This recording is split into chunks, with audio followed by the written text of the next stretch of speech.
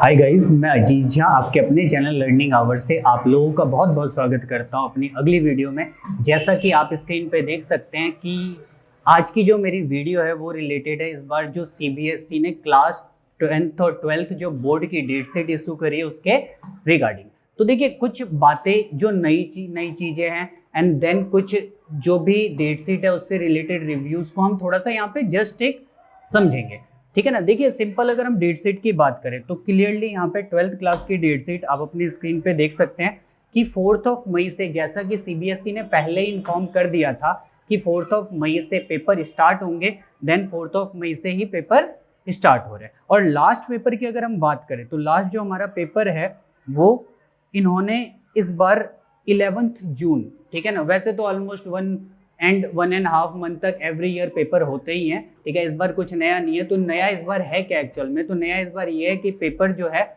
वो आप लोग जानते ही हैं कि मई में शिफ्ट हो गया, जो कि जून में खत्म होंगे। और जून में खत्म होंगे तो रिजल्ट हमारा जुलाई को आएगा, 15 जुलाई को रिजल्ट, जैसा कि पहले सीबीएसई अनाउंस कर चुकी है, ठीक। अब देखिए, अगर हम इसमें बात करें 12th की डेट शीट के हिसाब से, तो फर्स्ट थिंग इसमें इस बार नया क्या है? इस बार इन्होंने नया ये डाला है कि इस बार पेपर जो होंगे वो 2 शिफ्ट में होंगे, ठीक है। कुछ एग्जाम मॉर्निंग शिफ्ट में होंगे एंड कुछ एग्जाम है वो इवनिंग शिफ्ट में भी होंगे। तो इवनिंग शिफ्ट में जो एग्जाम होंगे अगर हम उसकी बात करें तो वो बेसिकली जो पेपर्स एडिशनल में हम लेते हैं या फिर जो भी एक्स्ट्रा पेपर हैं वो हैं। आप देख सकते हैं अपनी स्क्रीन पे जो मेरे राइट साइड में लिखे हुए हैं सब्जेक्ट, ये सारे के सारे सब्जेक्ट जो हैं वो हमारे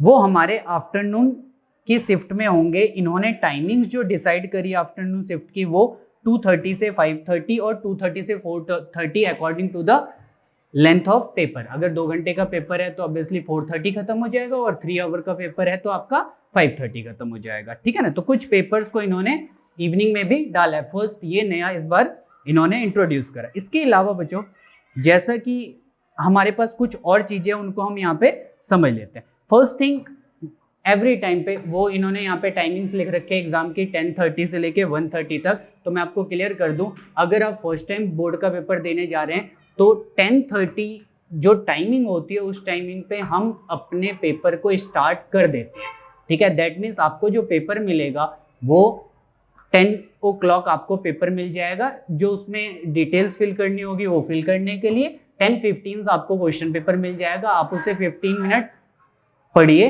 देन पूरी प्लानिंग करिए कैसा क्या करना है क्या नहीं करना है, और उसके हिसाब से 10:30 आप अपने पेपर को लिखना स्टार्ट कर सकते हैं। तो 10:30 से 1:30 या फिर जैसा भी 12:30 according to the size of paper, ठीक। इसके अलावा इन्होंने इसके अंदर अगर कुछ नई चीजें डाली है तो जैसा मैंने बताया कि 2 शिफ्ट के अंदर पेपर होंगे, वो हमारे पास नई चीज है। और अगर पेपर के पैटर्न को, यहाँ पे डेट शीट के पैटर्न को देखें तो कुछ ऐसा नया है नहीं जो कि हमारे लिए अलग हो। हम जैसा पहले था वैसा ही कंटिन्यू होगा। ज़्यादा छुट्टियां भी नहीं हमें मिली किसी पेपर में, ऑलमोस्ट थोड़ी बहुत कम ज़्यादा छुट्टियों की मिली है। अगर हम देखें, कंपेयर करें कॉमर्स, साइंस और ह्यूमैनिटीज़ के स्टूडेंट के, तो ऑलमोस्ट ह्यूमैनिटीज़ के स्टूडेंट को 1 या 2 पेपर में एक्स्ट्रा छुट्टी मिली है और बाकी सब में almost 3 to 4 days, 4 to 5 days छुट्टी मिली है।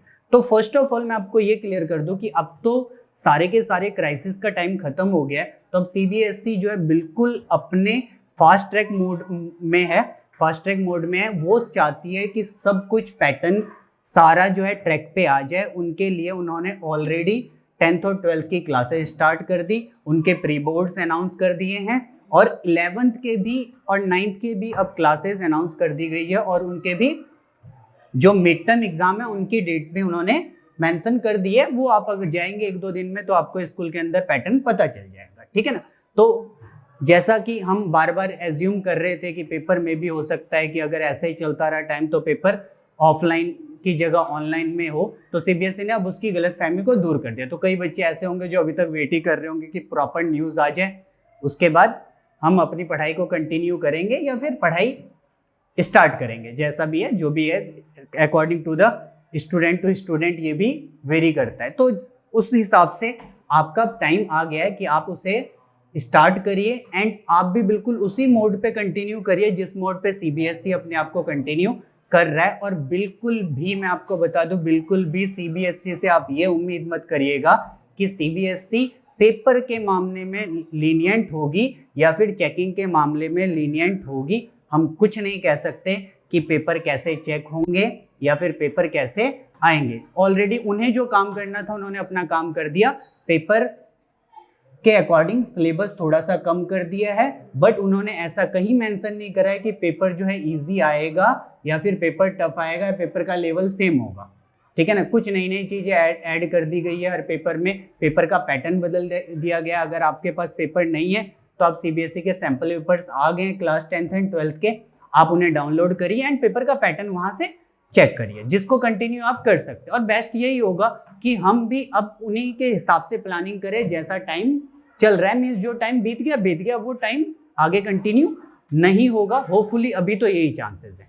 ठीक है ना, तो ये हमारे पास डेट शीट थी। डेट शीट में मुझे बताने की जरूरत नहीं है, आप देख सकते हैं यहाँ पे। अगर मैं थोड़ा बहुत आपको बता दूं तो जो इंग्लिश का पेपर है वो नॉर्मली मेरे पास यहाँ पे जो डेट दे रखी है 4 मई की दे रखी है। फिजिकल एजुकेशन का पेपर यहाँ पे 8 मई को है। जो कॉमर्स वालों के लिए मेन पेपर है बीएसटी 12 मई को है। अकाउंट्स का पेपर 17 मई को हो जाएगा और इको का पेपर 25 और मैथ्स का जो है 1 जून को पेपर है मैथ्स का। ठीक है ना, तो थोड़ा लंबा टाइम है, बहुत ज्यादा कई चीजें हमारे पेपर का टाइम आ जाता है तो हम उन्हें रिवाइज भी नहीं कर पाते हैं, या फिर कंटिन्यू अगर जैसे मैथ्स का पेपर एंड में तो स्टार्टिंग के दिनों में मैथ्स नहीं पढ़ी जाएगी क्योंकि बाकी पेपर की भी तैयारी करनी है। तो अपनी प्लानिंग करिए एंड देन उसको प्लानिंग को सिर्फ प्लानिंग ही नहीं करनी, प्लानिंग को सक्सेसफुल भी बनाना है। और नो डाउट अगर हम अच्छी मेहनत करेंगे तो उसे अच्छा कर पाएंगे, और अगर हमारी मेहनत के बीच में लूप होल होंगे तो हम उसे कंटिन्यू नहीं कर पाएंगे और रिजल्ट भी हमारा उस हिसाब से पैम्पर कर सकता है। तो रिजल्ट पैम्पर ना करे, इसलिए आप अच्छी तरीके से कंटिन्यू करिए अपनी पढ़ाई को। बाकी जो अगर डेट शीट का ओवरऑल मैं आपको रिव्यू बताऊं तो ये क्या है, सिंपल एक डैमेज कंट्रोल है हमारा। जो भी कमियां थी सीबीएसई अपना काम कर रही है, बेटर कर रही है। बेटर अगर उनके हिसाब से देखा जाए तो उन्होंने ऑलरेडी आपको 3 महीने एक्स्ट्रा दे दिए हैं। जो पेपर वो फेब मार्च एंड अप्रैल तक कंटिन्यू करती थी वो जाके वो मई और जून में ले गई है। तो उस तरीके से आप उसे भी अपने टाइम को डिवाइड करिए छोटे छोटे स्लॉट्स में, और जो स्लॉट्स आपके लिए हेल्पफुल होंगे आगे आपके पेपर के लिए। तो ये हमारी 12th की डेट शीट थी। देन इसी तरीके से छोटा सा 10th का डेट शीट मैं आपको दिखाऊं इसमें। तो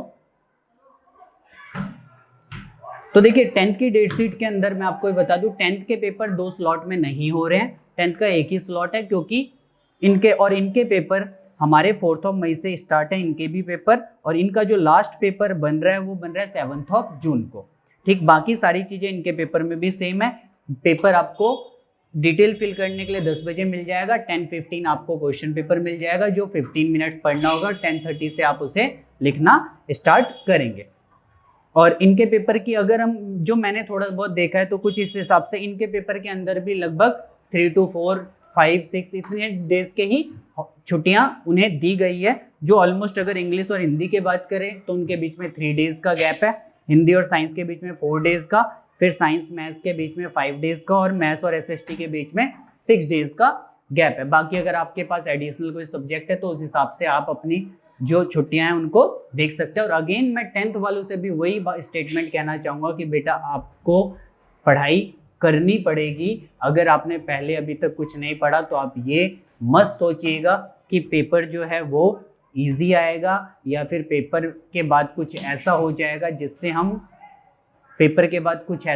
जिससे हम ऑटोमेटिक या फिर अपने आप पास हो जाएंगे, ऐसा कुछ होने वाला है नहीं। तो बस इसी उम्मीद के साथ कि आप अपना बेस्ट करिए, आप प्लान करिए। अगर आपको हमारी तरफ से कोई भी हेल्प चाहिए तो आप हमें ऐसे ही सब्सक्राइब करिए और हमारी वीडियोस को लाइक जरूर करिए और आगे शेयर करिएगा। बस इसी उम्मीद के साथ कि आपको ये वीडियो अच्छी लगी हो मैं इसे खत्म करता हूँ। Thank you so much.